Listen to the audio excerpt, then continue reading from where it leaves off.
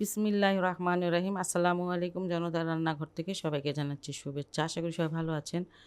আজকে যে রেসিপিটি করব, একটা শুটকি মাছের রেসিপি করব। কাচকি শুটকি দিয়ে আমি বেগুন আর আলু দিয়ে রান্না করব। এখানে আমি ছোট্ট একটা কড়াই দিয়েছি, আর এখানে আমি 50 থেকে 60 গ্রাম কাচকি শুটকি নিয়েছি। এটা আমি পরিষ্কার করে নিয়েছি, কারণ অনেক সময় অনেক কিছু থাকে শুটকির মধ্যে। আর একটু হালকা ভেজে নিব।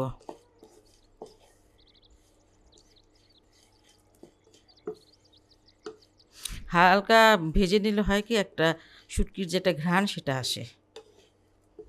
আর কেউ যদি ভাজতে না চান তাহলে না ভেজে নেবেন, কিন্তু ভাজলে ঘ্রাণটা ভালো হয়।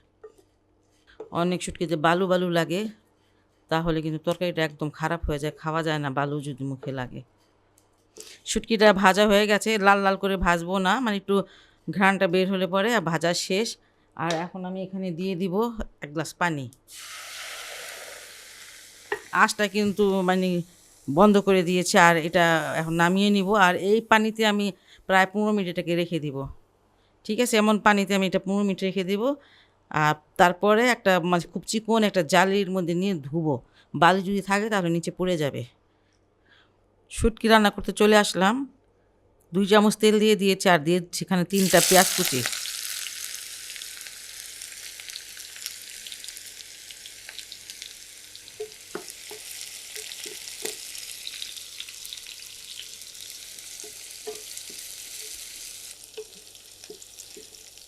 পেঁয়াজটা ভাজা হয়ে গেছে, আর এর থেকে বেশি আর ভাজবো না।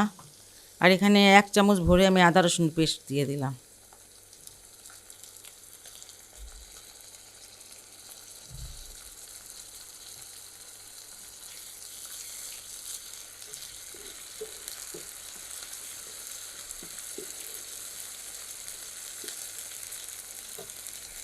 আমি একটু পানি দিয়ে দিচ্ছি যাতে মশলাগুলো পুড়ে না যায়। 1 চামচ থেকে কম হলুদের গুঁড়া দিলাম। মরিচের গুঁড়া 1 চামচ, ধনিয়ার গুঁড়া 1 চামচ, আর এখানে জিরার গুঁড়া 1 চামচ আছে, আমি আধা চামচ দিচ্ছি, আর আধা চামচটা পরে দিব।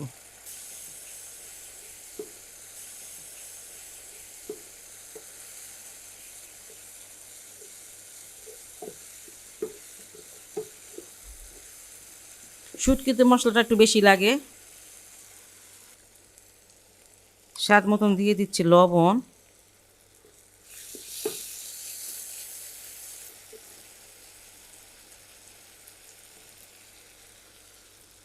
আর এখানে আমি শুটকিটা খুব ভালো করে ধুয়ে নিয়েছি।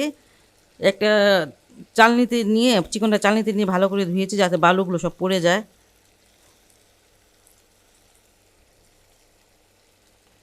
শুটকি কিন্তু খুব ভালো করে ধুয়ে নিতে হবে, না হলে কিন্তু বালু বালু লাগে।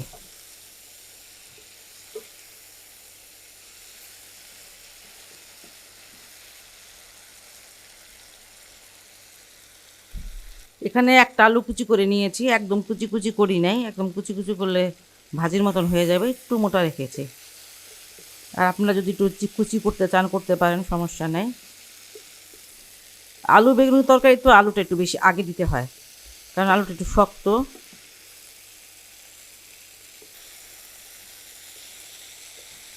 আলুটাকে একটু কষিয়ে নিলাম। এখানে একটা আলু দিয়েছি, আর এখানে 2টা বেগুন আছে।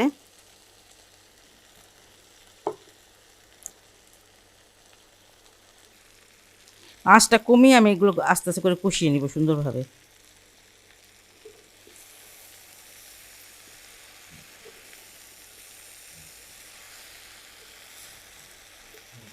আঁচটা কমিয়ে একটু ঢেকে দিচ্ছি, বেগুন থেকে একটু পানি বের হবে।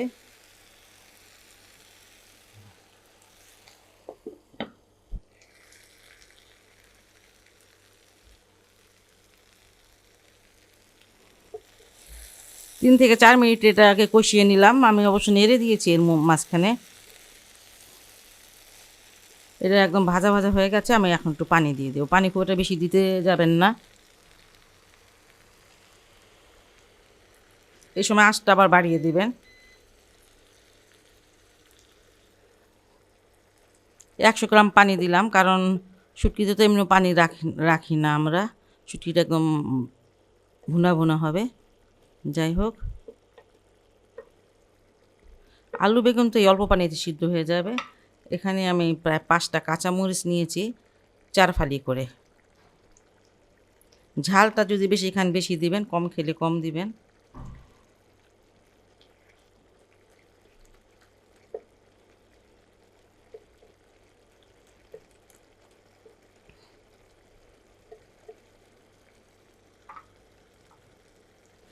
এক চামচ জিরা নিয়েছিলাম, আধা চামচ তখন যখন মশলা কষালাম তখন দিয়েছি, আর এখন আধা চামচ দিয়ে দিচ্ছি।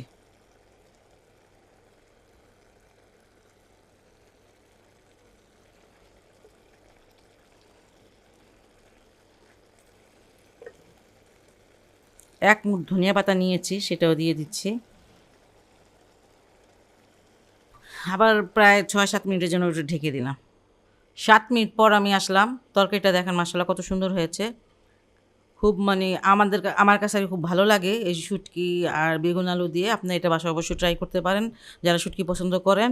আর যদি ভালো লাগে আমার এই রেসিপিটি তাহলে অবশ্যই আমার চ্যানেলকে লাইক কমেন্ট সাবস্ক্রাইব করবেন। সবাই ভালো থাকুন, সুস্থ থাকুন, নিরাপদে থাকুন। সবসময় এই দোয়াটাই করি। আল্লাহ হাফেজ।